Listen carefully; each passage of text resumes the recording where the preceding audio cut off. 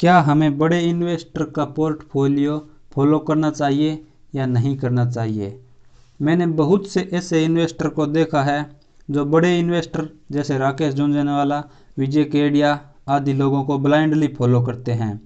जैसे ही खबर आती है कि XYZ कंपनी के शेयर में राकेश झुनझुनवाला ने इन्वेस्ट किया है, वैसे ही काफ़ी लोग भी उसी कंपनी में शेयर में इन्वेस्ट कर देते हैं। तो क्या यह सही है, क्या यह गलत है? तो इस टॉपिक पर आज हम बात करने वाले हैं। स्वागत है आप सभी का। हमें इस पॉइंट को दो पॉइंट में डिवाइड करना होगा। पहला है बड़े इन्वेस्टर को फॉलो नहीं करना चाहिए। ऐसा नहीं करने के भी दो कारण है। पहला है हमें एग्जैक्ट यह पता नहीं चलता कि उन्होंने इसमें कब इन्वेस्ट किया। जैसे यदि कोई बड़ा इन्वेस्टर 1 अप्रैल को किसी कंपनी में इन्वेस्ट करता है तो इसकी खबर हमें आते आते 3 से 3.5 मंथ लग जाते हैं।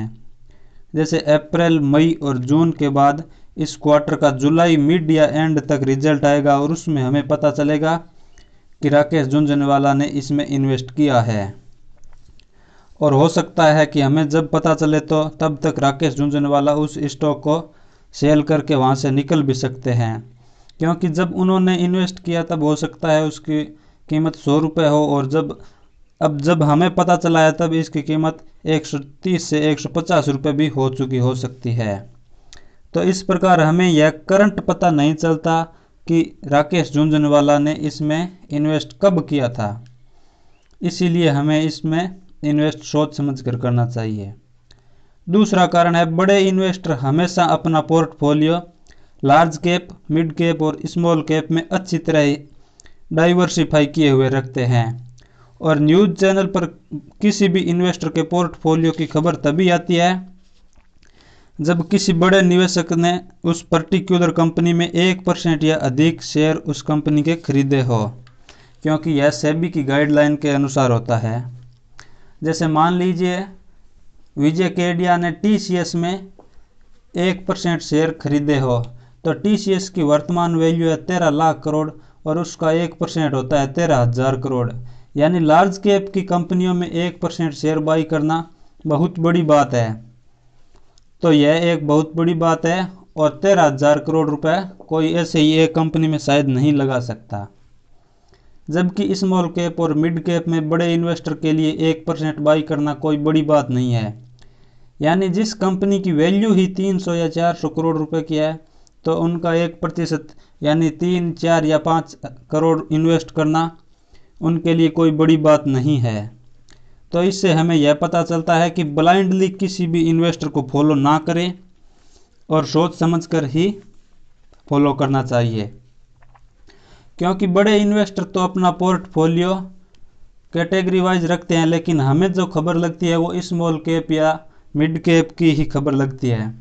इसलिए हमें यही शेयर बाई करने में रिस्क ज़्यादा रहता है और उनको रिस्क कम रहता है, क्योंकि उन्होंने अपना कुछ स्टेक लार्ज कैप कंपनियों में भी इन्वेस्ट किया होता है। अब हम बात करते हैं क्यों फॉलो करना चाहिए बड़े इन्वेस्टर को। लार्ज कैप में अगर कोई इन्वेस्टर 1% बाई करता है तो हम भी ऐसा कर सकते हैं, क्योंकि यदि किसी इन्वेस्टर को मान लीजिए TCS में 1% बाई करता है तो उसे 13,000 करोड़ रुपए के मनी की ज़रूरत होगी और 13,000 करोड़ रुपए कोई ऐसे ही बगैर सोचे समझे नहीं लगा सकता और उसमें सोच समझ कर ही लगाता है। और जब हमें पता चलता है कि उन्होंने इस कंपनी में इन्वेस्ट किया है तब क्या वैल्यू है और उन्होंने जब बाई किया था उस पर्टिकुलर क्वार्टर में उस शेयर की क्या वैल्यू थी, इस प्रकार हम इसमें इन्वेस्ट का अंदाज़ा लगा सकते हैं। उस कंपनी पर तो आप भी उस कंपनी के शेयर में सस्टेनेबल कॉम्पिटिटिव एडवांटेज देखकर ही बाई कर सकते हैं। दूसरा कारण है न्यूज़ को ट्रैक करना अच्छी बात है, लेकिन ट्रेंड को ट्रैक करना बुरा साबित हो सकता है, क्योंकि न्यूज़ थोड़ी जल्दी आ जाती है और ट्रेंड थोड़ा बाद में आता है।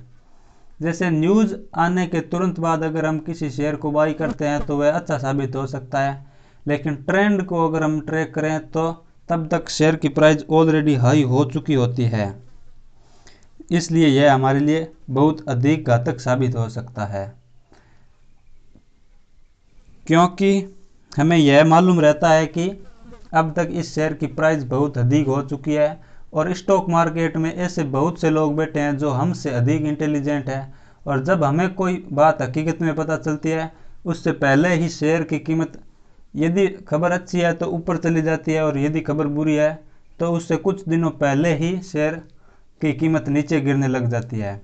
यह बात इसीलिए ऐसा होता है क्योंकि बड़े इन्वेस्टर को पहले पता चल जाता है, वो उसे डीपली फॉलो कर लेते हैं।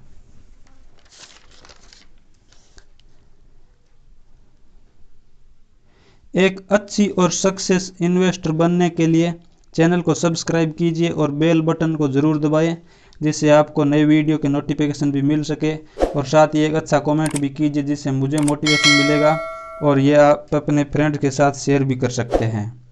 वीडियो देखने के लिए आपका धन्यवाद।